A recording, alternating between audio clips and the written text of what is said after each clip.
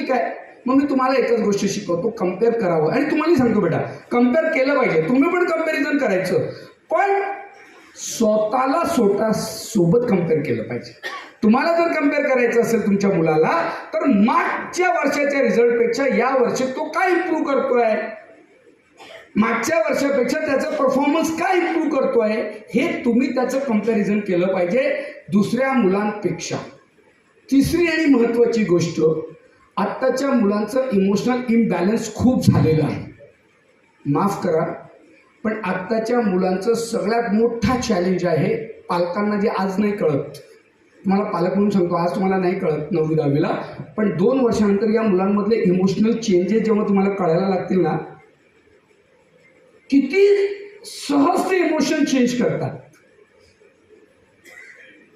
लक्षात घ्या. आणि म्हणून माझं म्हणणं आहे की आत्ताच्या पालकांचं सगळ्यात मोठं आव्हान ठरलंय मुलांचं इमोशनल बॅलन्स कसं मुलांना करता येईल, मुलांचा इमोशन्स कसे समजता येतील. तर त्याच्यामध्ये सगळ्यात मोठं तुम्हाला चॅलेंज जे आहे की ते समजून घेण्यासाठी तुमचं ऑब्झर्वेशन मुलांकडे असलं पाहिजे. माझ्या मुलामध्ये काय बदल होत आहेत, कुठले बदल होत आहेत, ते मी समजून घेण्याचा प्रयत्न केला. उदाहरणार्थ, मुलगी शाळेतनं आली, बॅग फेकला, काल ती आली होती ती वेगळी होती, आज थोडी वेगळी आली आहे. तर my role as a parents, as a आई, ॲज अ वडील काय आहे, हे काय फेकायची पद्धत आहे का दप्तर, we start like this, but we start, हे काय फेकायची पद्धत आहे का, ते बूट काढले नाही का, तुला कळत नाही.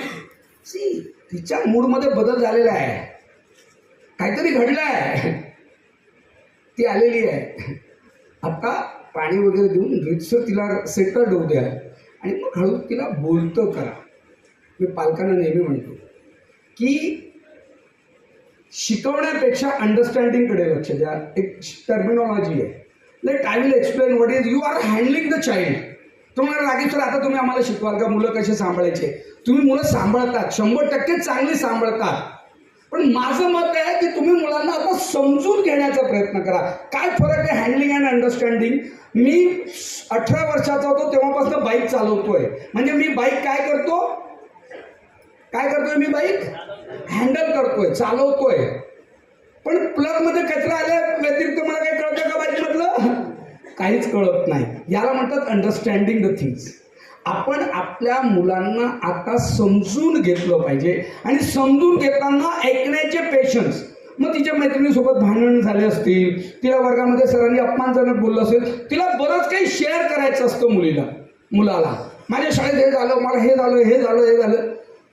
काही वेळेस तुम्ही बिझी असतात, तुम्हाला कायची रोज बडबड आहे, बट शी इज एक्सपेक्टिंग. मला सांगा, म्हणजे माफी मागून सांगतो, मुलांसमोर सांगतो म्हणून माफी मागतोय, 90% नवरा बायकोच्या भांडणाचा मूळ मुद्दा काय आज माहिती आहे का तुम्हाला.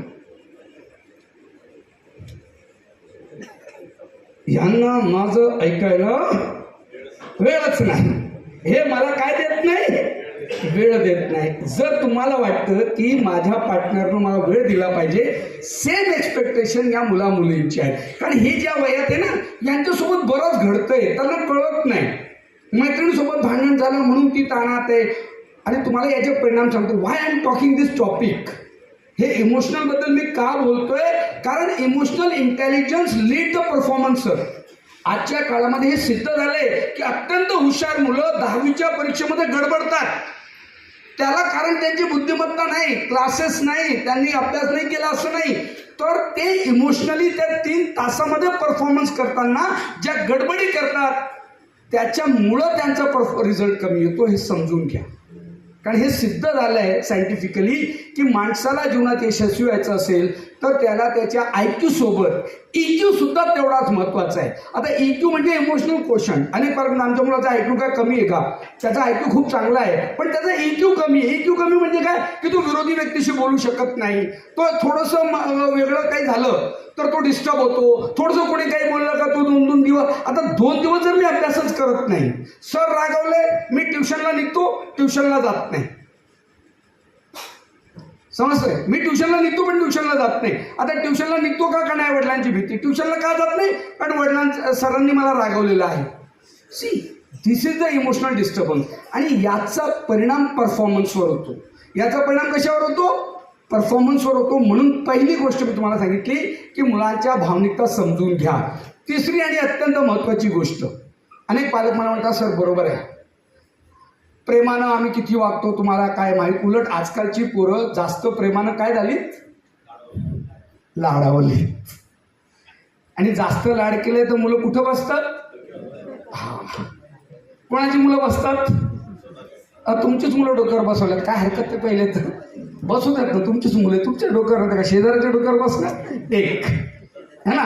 दुसरं, तुम्ही लाड करता म्हणजे काय करतात, थोडंसं कन्सेप्ट क्लिअर करा. आता तुम्ही लाड करता म्हणजे काय करता माहिती का, फक्त तुम्ही त्यांच्या डिमांड राहत, तुम्ही मिशो सारखं त्यांच्या ऑर्डर्स पूर्ण करतात आणि तुम्हाला वाटतं तुम्ही लाड करताय.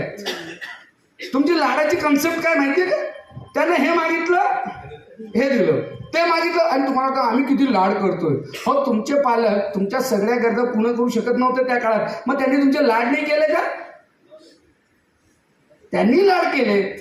पण लाड करणं म्हणजे तुम्हाला असं वाटायला लागतं की मी गरजा पूर्ण करतो, त्याच्यात प्रत्येक इच्छेला आम्ही नाही म्हणत नाही. सर तुमच्याकडे येऊन सांगतात ना सर पालक, सर त्याला काय पाहिजे सगळं पुरवलं, सगळं पुरवलं म्हणजे लाड झालेत का. आणि अशानं मुलं डिमांडिंग होत जातात आणि मग तुमच्या मनात येतं की मी कर्ज काढून करतो, मी एवढं करून करतो, तरीही मुलांना आमची किंमत नाही, आमची कदर नाही. तुमची कदर आणि किंमत यासाठी नाही की तुम्ही त्याचे लाड हे किमतीनं पूर्ण करायला गेला तुमच्या असण्यापेक्षा. आणि म्हणून थोडंसं याला आपण डाऊनफॉल केलं पाहिजे. मग शिस्त लावणं म्हणजे काय, मग मला पालक म्हणतात की आईवडिलांनी नाही बोलायचं रागवायचं, शिस्त लावायची, तर मग कोण लावणार, बरोबर आहे का नाही प्रश्न. मग कशी शिस्त लावायची, आपण त्या मुद्द्यावर येऊ आणि मग मुलांशी बोलू. मला वाटतं काही पालक जे जुने असतील त्यांना हा किस्सा आठवत असेल, पण तरीही खूप महत्त्वाचा आहे म्हणून सांगतो. एका गावामध्ये एक विधवा महिला राहत होती. खूप आधी नवरा गेला आणि मग तिनं खूप परिश्रमानं स्वतःच्या एकुलत्या एक मुलाला शिकवलं, वाढवलं. तो पोलीस इन्स्पेक्टर झाला आणि जेव्हा तो मुलगा पोलीस इन्स्पेक्टर झाला तेव्हा तो पहिल्या पोस्टिंगला जात असताना आईनं त्याला एक आंब्याचं झाड दिलं, रोप. त्या रोपाला होती 4 पानं, छोटंसं रोपटं, त्याला 4 पानं. आणि आईनं सांगितलं एक लक्षात घेशील बेटा, काही झालं तरी याचं 1 पान कमी होऊ देऊ नकोस. आता हे शब्द त्या नवीन इन्स्पेक्टरचा, खूप शिस्तप्रिय, कडक आणि खूप डिसिप्लिनमध्ये वाढलेला मुलगा, त्याच्या काळजाला भिडले. पोलीस स्टेशनला आला, वृक्षारोपण केलं. 8-10 कॉन्स्टेबल जेवढे पोलीस स्टेशनला होते सगळ्यांना लाईनीत उभं केलं आणि पहिला फरमान काढला, एक लक्षात घ्या, हे आमच्या आईनं दिलेलं झाड आहे आणि निघताना आई म्हटली याचं एकही पान कमी होऊ द्यायचं नाही. आणि म्हणून माझा पहिला आदेश असा आहे ऑफिशियल की या झाडाची देखरेख एक कॉन्स्टेबल करत जाईल, याचं एकही पान कमी होऊ द्यायचं नाही. ज्याच्या ड्युटीत कमी झालं गाठ माझ्याशी.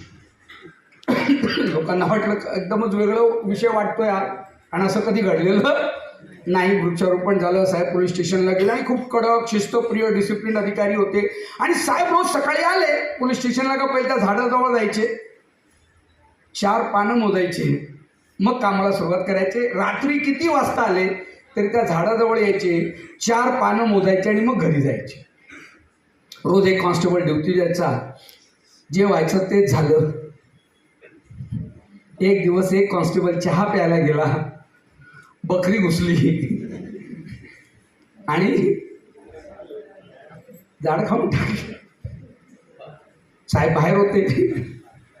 तो कॉन्स्टेबल रडायला बसला. तो म्हटला अरे बाप आता काही खरं नाही, कारण संध्याकाळी साहेब येतील आणि आज नोकरीचं काही खरं नाही. साहेबांचा म्हातारा ड्रायव्हर काहीतरी कामासाठी तिथं आला होता आणि तिथं त्याने याला रडताना विधान काय झालं, खूप टेन्शनमध्ये हो म्हणे, ते साहेबांचं झाडाचे 4 पानं सगळं तुम्हाला तर माहिती आहे ते बघा म्हणे, खाऊन झालं बकरीचं. तो म्हणे एक काम कर, काही टेन्शन घेऊ नको, सल्ले देणारे भरपूर असतात है ना. लगेच मित्र सल्ले देतात ना, असं झालं का असं करून टाक. तो म्हटलं एक काम कर, साहेब काय मोजतात 4 पानं, बरोबर आहे म्हणे, एक काम कर, आपल्या गावाच्या बाहेर आमराईत जा, एक डाली तोडून आण, फांदी, त्याला 4 पानं असतील ती तिथं गाडून दे, कशाला टेन्शन घेत बसलाय रडत, अरे काय आयडिया आहे गेला